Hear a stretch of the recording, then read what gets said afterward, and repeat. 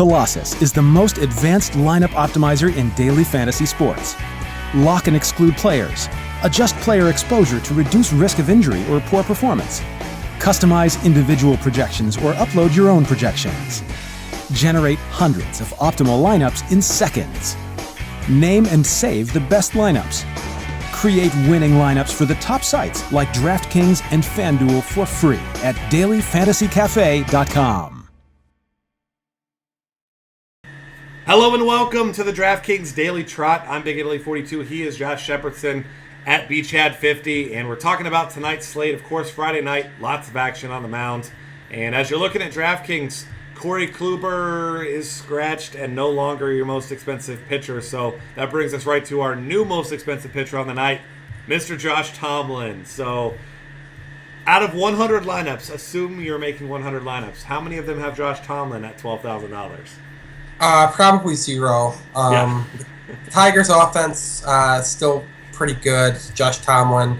I think their whatever computer system they've got creating these prices is a little infatuated with his fantasy points per game and doesn't quite see the whole picture with Josh Tomlin. So we'll move right down to the next most expensive pitcher, Jacob deGrom, who you and I agree he's the chalk of the night. He faces a Marlins offense that just isn't good. And deGrom's been excellent this year. He is coming off of a messy start. A couple starts back, sorry. The last start was fairly good. It was a 10-strikeout performance. Does have the messy turn against the Phillies, so we have seen him make a mess of a good situation before, but those situations are few and far between for deGrom this year. He's been excellent. I have the utmost faith in him. But the other pitcher that I really like a lot tonight, I don't mind pairing him with deGrom, or even using him as my SP1 tonight, is Colin McHugh against the Twins. Twins have been the worst offense in baseball on the road.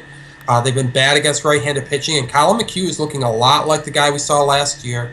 Big strikeout rate over the last month or so, and he's back to that fly ball profile and striking batters out, and it's working. And against the Twins, I feel really comfortable that that's going to work. He's a big batting favorite tonight at home. He's opposing Mike Pelfrey, so you expect him to get some run support. And I really like Colin McHugh a lot tonight. Yeah, and I'm with you. It's hard to argue. Like you said, this isn't a fluke. This is something we've seen before from him. So definitely a guy that I'll be considering. And I mean, he's a sizable favorite as well. So he's a guy that I'll definitely be looking at quite a bit against that offense. That just, especially with Miguel Sano being day to day, Miguel Sano sits out. I mean, that just bumps him up even more. So another guy similarly priced to McHugh is Luis Severino, $9,400. You don't love his price tag considering he hasn't pitched more than 6 innings in any start yet, but he's been effective. He's had 5, 6, 9 strikeouts the last couple games. Coincidentally, the 9 strikeout game in the toughest matchup at Toronto, but also gave up 3 earned runs in that one. But over his last 12 innings and 2 starts, just 1 earned run, just 7 hits. Does have 7 walks, though, which is really what's limiting him from pitching deep into games. And this is a Tampa Bay offense, though, that's not good against right-handed pitching. They've been hitting well recently, but not a team that you're looking to avoid, though. So I think Severino, with his price, probably an SP2 or maybe even just a GPP play, but certainly a guy that you want to have on your radar. I agree. As far as cheap guys go, the first guy that I'm looking at here is reluctantly looking at, I should say, is Joe Kelly, $6,400. We mentioned Philly. They sneak up on good pitchers. Joe Kelly's not a good pitcher, so maybe they won't sneak up on him. But he's a guy who still doesn't have much of a strikeout ceiling at all. Even over his really impressive past 30 days, less than 18% strikeout rate. But his ground ball outs have been what's really been saving him. Over his last 3 starts, 13 ground ball outs, 14, 10. This is a guy that's keeping the ball on the ground. He's given up a lot of hard contact, but he's keeping the ball in the park, which is important. And he hasn't given up more than 2 earned runs in any of his last 5 starts. I mean, against some good teams, too. At the Mets, who have been a hot offense, at Detroit. So, I mean, this is a guy that's $6,400. You feel kind of sick putting him in your lineups. But, I mean, if you look at his recent production, it's not just 1 or 2 starts, and it's been consistently for an entire month. So, I think he's a viable, cheap option tonight. I agree, and interestingly enough, there are a few cheap options that I like tonight in addition to him. Chris Medlin at $4,700. The White Sox have not been much of an imposing offense this year. Medlin, another guy like Severino, hasn't really pitched deep into a game yet. 5 1/3 in his last start, 6 innings in the start before that. Strikeout rate's been good for him. He struck out 11 batters in his last 2 starts. Walk rate's low, just 2 walks in those 2 starts as well. He has given up 3 earned runs in both of his starts this year, but you would hope he's been efficient. 78 pitches in his last start, 69 pitches in the start before. We're getting nearer that 100 pitch plateau, so maybe this is the game that he gets into the 7th inning. The biggest knock on him that I have is that he is giving up quite a bit of hard contact, but otherwise he's pounding the strike zone and he is missing some bats, so I like Medellin. Another guy that's near that price point that I like, GPP only really, but Martin Perez, not missing bats like Chris Medellin, but his formula for success is actually basically the polar opposite of Medellin. Instead of striking batters out and working around the hard contact, Perez isn't striking batters out, but he's limiting the hard contact. Batters are making contact with a ton of his pitches out of the strike zone, and because they're basically the pitches he wants them to make contact with, not a lot of hard contact. He has the second lowest hard contact rate over the last 30 days on the slate, and basically just intuitively it makes sense that if batters are making contact with his pitches, it's not going to be hard contact. So I'm willing to say it's more than just a small sample size fluke. I do think there is something to his formula for success right now. Inducing a ton of ground balls, not walking many batters. The ceiling's limited, but at $4,500, he really doesn't have to give you a lot to deliver on that price point. And really what you're looking to do with Perez is spend up on your SP1, maybe pair him with a DeGrom, and still get your big bats in there from Coors Field and some of these other 4.5 run totals like the Royals and the Astros lineup. Yeah, I'm absolutely with you there. Another guy you could consider as far as cheap options, and it's a guy that's really just strictly a BVP or PVB play, if you will, is John Danks. He has tremendous numbers against this Royals offense. A guy who, as we know, awful overall pitcher, especially against right-handed batters, allowing a 363 WOBA this year. That number has come down a little bit. He has pitched better, but still not a guy that I'm looking to avoid. There's a lot of good hitters, a lot of hot hitters in this lineup right now. Zobrist, Kane, both those guys on fire. I don't have any faith in him, but if you are one of those PVB, BVP truthers, then go ahead and throw him in the lineup because it's only $5,300, and he certainly has the ability at times to pitch well. So another one of those guys, single bullet type of thing, but only if you're a believer in that. I probably won't have him because I like a lot of these Royals bats. Yeah, I'm with you. I'm on the Royals bats. I'll go ahead and take my chances that the clock strikes midnight on John Danks with this Royals BVP garbage tonight. Yeah, with you there. And I'll throw out one more GPP guy, James Shields. This is a Dodgers offense that has gotten mowed down by lesser pitchers than Shields recently. So, $8,700 in Petco Park. I like his chances of providing you with some upside at that price. All right, moving on to catcher. Buster Posey is facing a lefty at Coors. I feel like we've heard this story before, and he went 1 for 4, which last night happened, but obviously you're not looking at the game logs. That's not what's important here. What you're looking at is Jorge De La Rosa in Coors Field, and De La Rosa throughout his career been good at Coors Field, but this is a guy who has allowed 12 home runs and a 325 WOBA to righties this year. Not a guy that I'll be avoiding. I'm hoping that Posey's ownership is lower than it was last night due to the one bad performance, and I'll still be rostering quite a bit of Buster Posey tonight. Yeah, he's your chalk at the position. I mean, he's owned left-handed pitching throughout his career, and that's no exception this year. And then you get the Coors Field bump. It's basically a perfect world scenario for him. There are some other strong options tonight. Catcher surprisingly deep. Brian McCann gets a right-handed pitcher at home, and Brian McCann has been a monster for the Yankees at Yankee Stadium since he's been donning the pinstripes. You got to like him against Odorizzi there. Love Blake Swihart as a GPP swerve. He's having an absolutely monstrous second half. Fun fact, Blake Swihart has a higher WOBA and an identical WRC plus to Carlos Correa in the second half of the season. So if you're looking to try and kind of put things in context with how good Swihart's been, I mean, we've seen a lot of headlines for Correa. Swihart's still hiding down in the bottom of that order for the Red Sox. Hurts his run production chances, but does keep him flying below the radar quite a bit, and gets a bad lefty in Adam Morgan. So really like him in GPPs a lot. And then Josh Fegley is another name that I'll throw out there. Gets Mr. Omos making his second big league start. Has a lot of time in the minors in the bullpen, has a little bit of time in the big leagues in the bullpen, really putting up underwhelming numbers, and Fegley's crushed left-handed pitching, so I really like him as a low-owned modest ceiling option. Fegley hits for some power. Probably just not going to be rostered a great deal because it's an easy player to overlook. Yeah, but I think those are great calls there. And I like Jan Gomes as well. $3,500 against the lefty and Kyle Lobstein. Sal Perez is the guy. I'm not going out of my way to target. He's been terrible against left-handed pitching this year. I know Danks has been bad, but believe what you want to believe with that one. I'm just not touching him here. And then your chalk cheap play, despite a tough matchup, probably going to be John Jaso, whether he bats first or fourth. Severino, like we mentioned, has only been pitching 6 innings each game. Definitely a guy that I still like, but Jaso has been hitting right-handed pitching very well this season. So, First base options, Joey Votto. I'm not a homer on this one. Joey Votto is having a ridiculously good stretch here in this second half. He is one of the few bright spots for the Reds right now. And, I mean, this guy is just crushing the ball. I mean, in his last game, he struck out 3 times, but had 2 hits, one of them a 3-run homer. So, I mean, even when he's having bad games, he's still managing to produce. So, at $5,200, for me, he's easily the top option. Yeah, and I mean, to say Matt Garza's been garbage this year is probably an understatement. He's been god-awful. You're going to drop him in Great American Ballpark tonight against Joey Votto. Good luck to Garza. He's going to need a lot of it. I hope he's got his 4-leaf clover and rabbit's foot and everything else he needs because Votto should have little trouble punishing him tonight. Edwin Encarnacion has been crushing the baseball. You can always look at him at Rogers Center. Ubaldo Jimenez is not the type of pitcher you shy away from. As a GPP swerve, I like Jose Abreu tonight. As I mentioned with Medlin, a lot of hard contact given up. I think Medlin's going to be very popular as an SP2 in GPPs tonight, which should drive down Abreu's ownership. Abreu's been very good in the second half, so kind of add it all up, and you've got yourself a potential GPP game changer there. Chris Davis is a guy that's first base and outfield eligible, and a guy that's just been on another planet in the second half.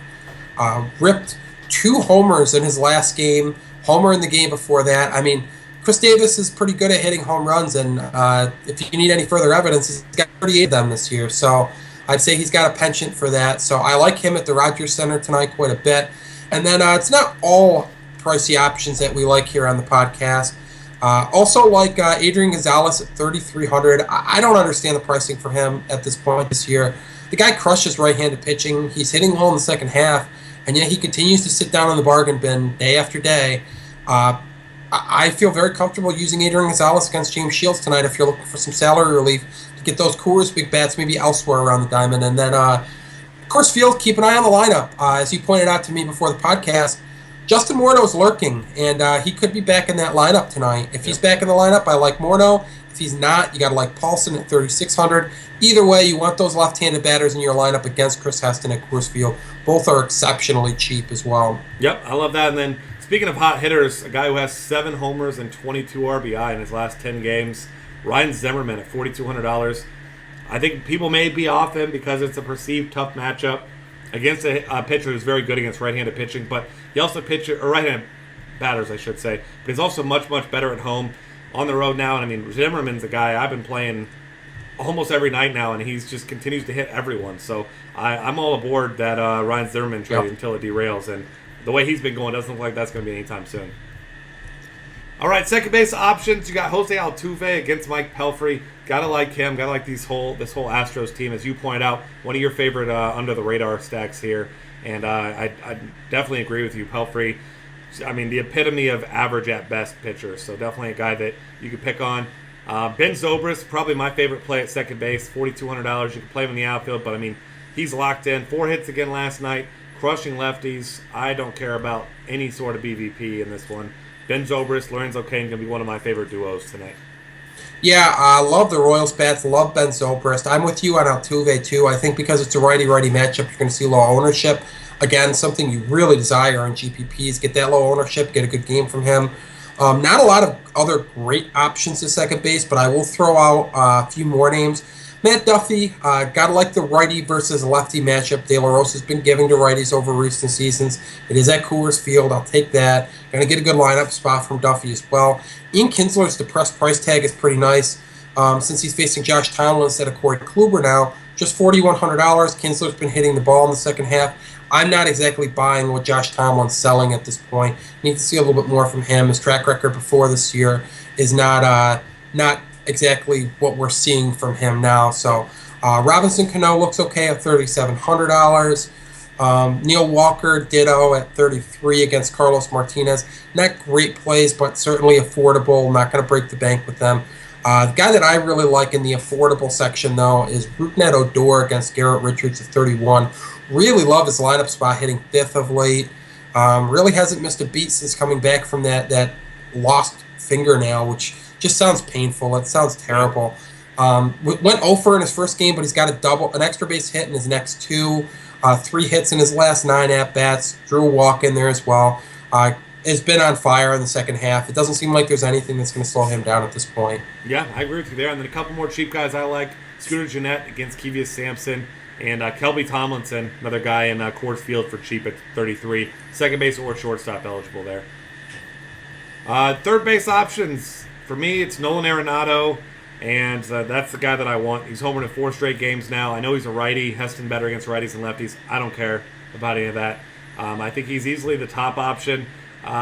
Maybe not when you factor in price, but I still think it's very, very close. I think Josh Donaldson had a great swerve off him against Menez at home. Because, I mean, he's another guy who's just mashing all hands of pitching. Everyone's going to want the Coors Field bat. Got to imagine Josh Donaldson has a much lower ownership.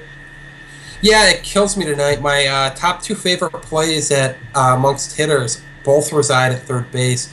Arenado's actually my second favorite play on the night. The price point is certainly going to result in probably a little bit lower ownership than he should see in GPPs, but nobody's sleeping on the production that he's had lately, so he's still going to be high owned. But I love Manny Machado. That's my favorite play of any position on the night. 4,700 against Drew Hutchison. Hutchison's been awful against right-handed batters this year. Machado has a reverse platoon split for his career, and they're at Rogers Center. I mean, there's a ton to like with Machado there.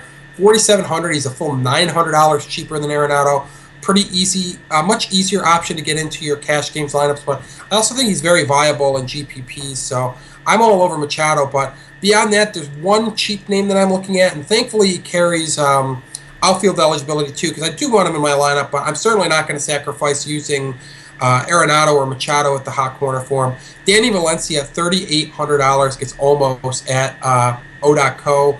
Valencia's been awesome against lefties this year, been awesome against lefties throughout his career, so really like him hitting in the heart of that Oakland lineup, and I do think almost gets knocked around a little bit tonight by the A's. Yeah, I absolutely love that call. I'm also looking at Anthony Rendon against Tehran. Once again, another righty. I don't mind targeting him. Rendon's been hitting well. Obviously, we know the significant splits on home and road with Julio Tehran, so I think he's another guy to consider that's really been mashing the balls. Bless you. Brett Laurie at $4,000. Another one of those Oakland bats against the lefty. I mean, he's been on fire, so I like him as a GPP option as well. Shortstop options, kind of mentioned Carlos Correa earlier. $5,000, you got to love him here. Right behind him, Jose Reyes at $4,700.